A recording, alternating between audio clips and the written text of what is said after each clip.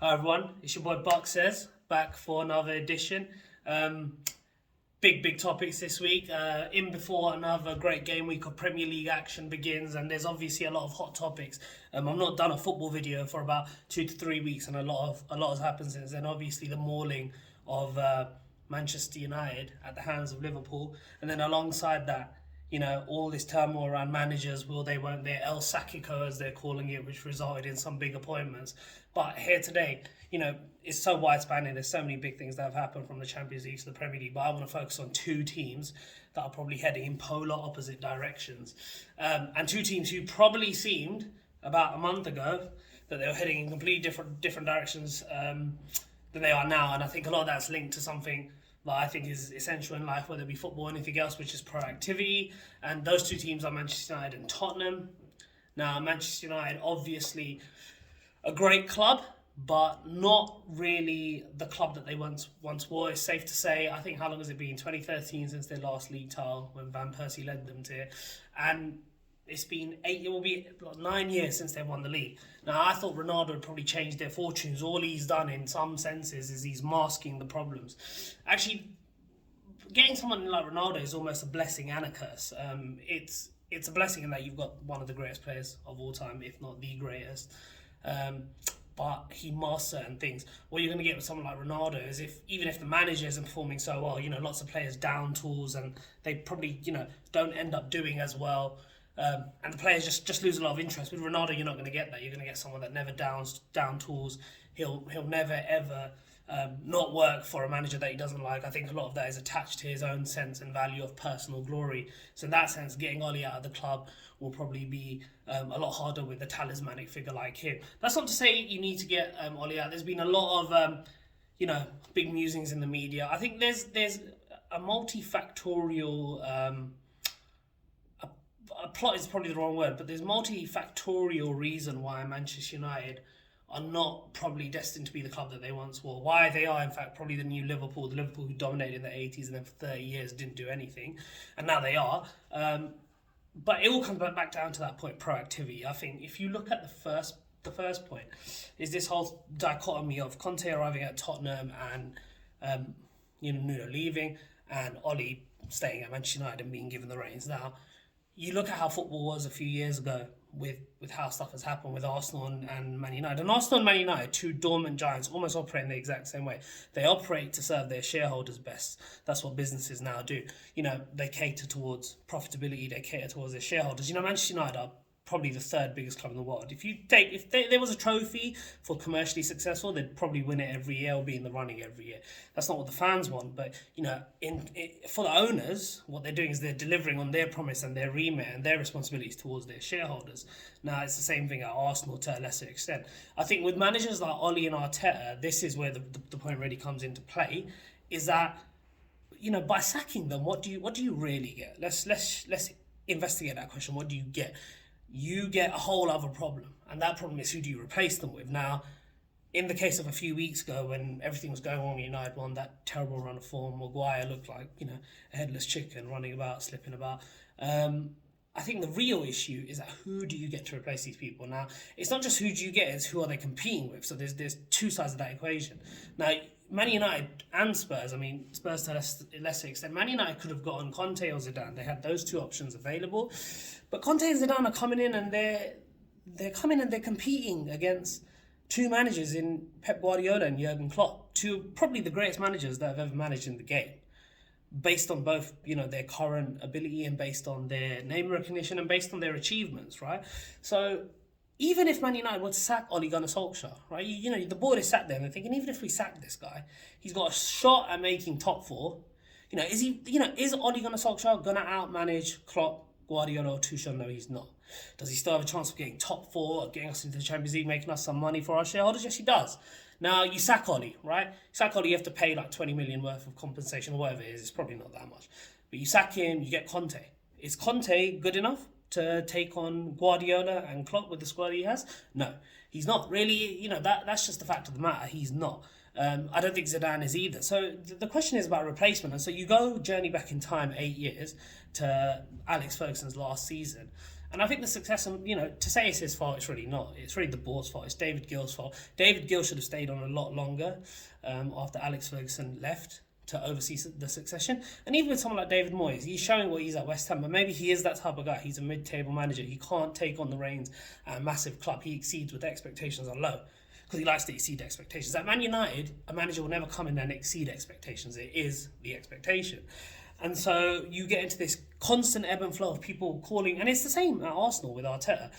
I constantly bemoan the fact that we have Arteta in charge. At the end of the day, he's a B-rate manager managing, for me, at least an A-class team. But they're an A-class team in their history, not in their current effort.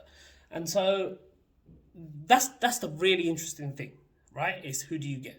And both Arsenal and Manchester United have a commonality in that they've managed that succession planning very poorly. They, as clubs, are suffering from not being the two clubs that were able to lure Pep Guardiola and Jurgen Klopp into their jobs.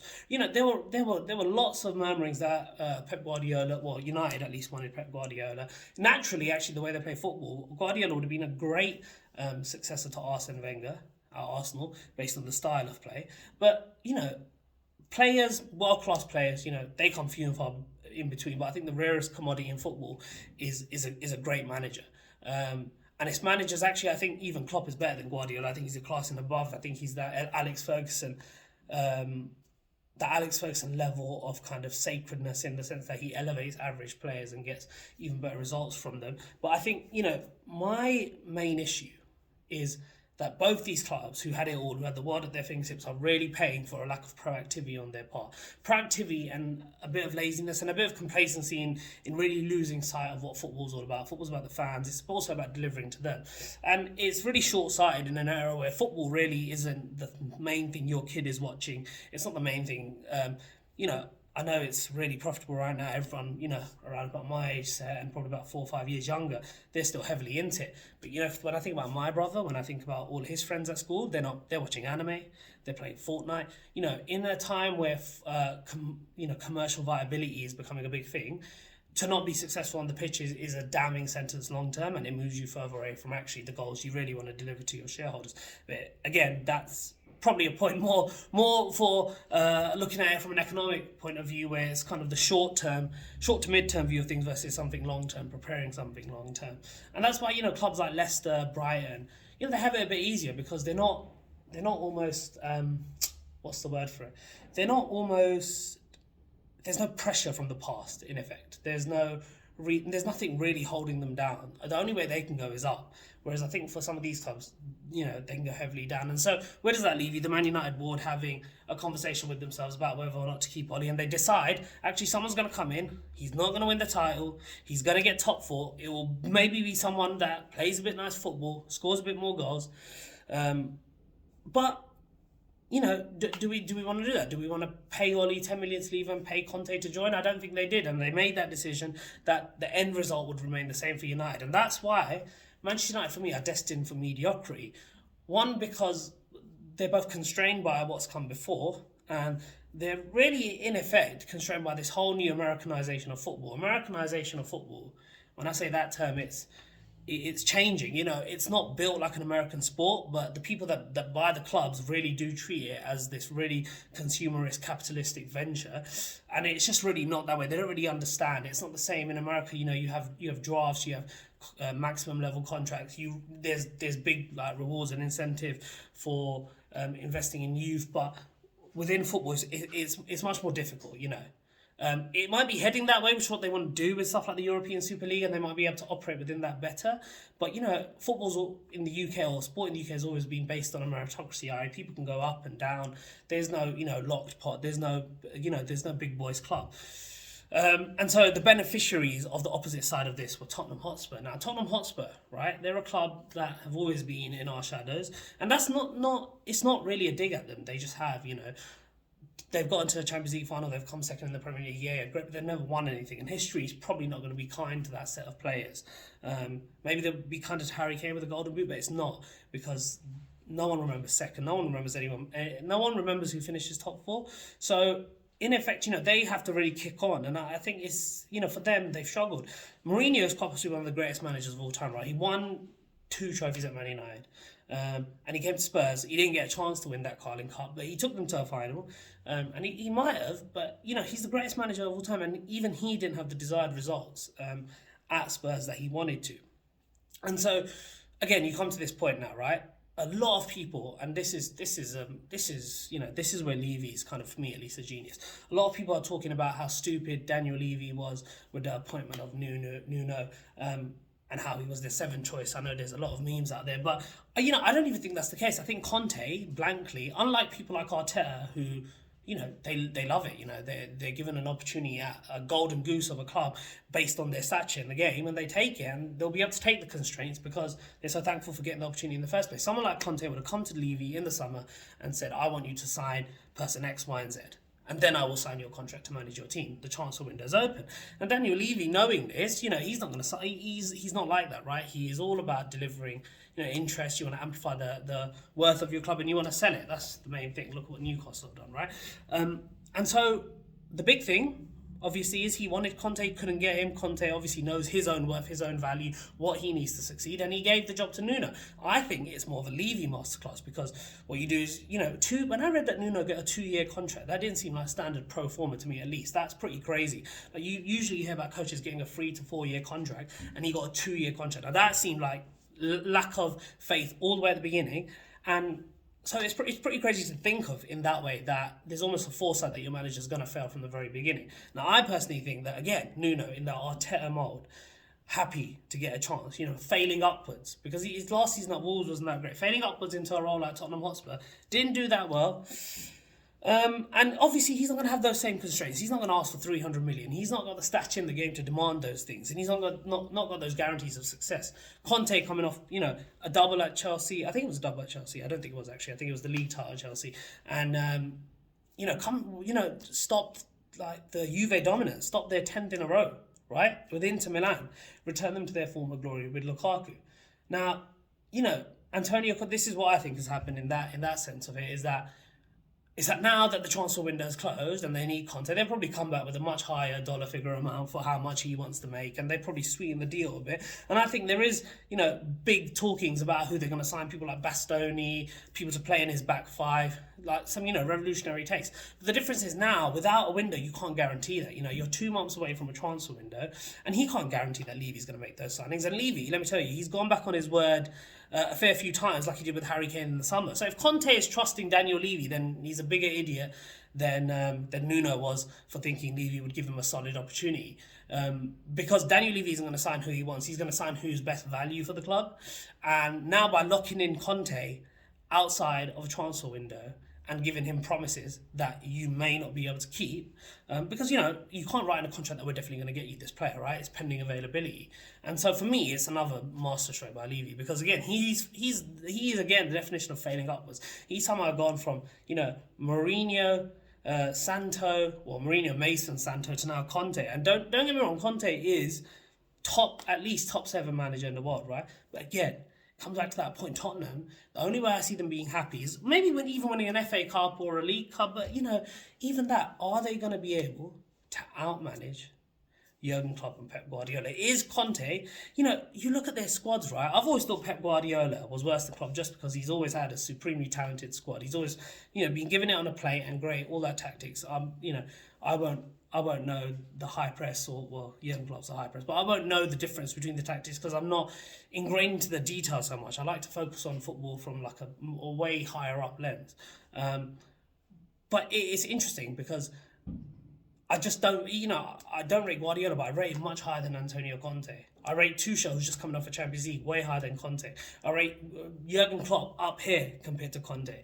And so, for that, maybe their ambitions are to get top 4. And I think, where the flip-flop has happened here is that Conte will give Man United a much worse chance of getting top 4. It's going to, you have Kane and Son, who are 2 world-class players competing against Ronaldo, who's obviously the world-class talent, the man at Man United. But it is very interesting. Again, it comes down to proactivity. So you got 2 boards sitting there thinking, should we do this? The end result's the same. Really, Man United and Tottenham, they're going to be battling it out 4th and 5th. Yeah, that's what we all thought before the beginning of the season. Everyone thought Chelsea, Liverpool and City would be the top 3. I thought Chelsea would win it. They look primed for that, just based on the defence stats. But you look at the two board members, and they've made decisions. They've made decisions that they will live or die by, which are, can we go elsewhere to gain what we want? And people think that Ollie can outsmart Conte. I don't think he can. I really don't think he will.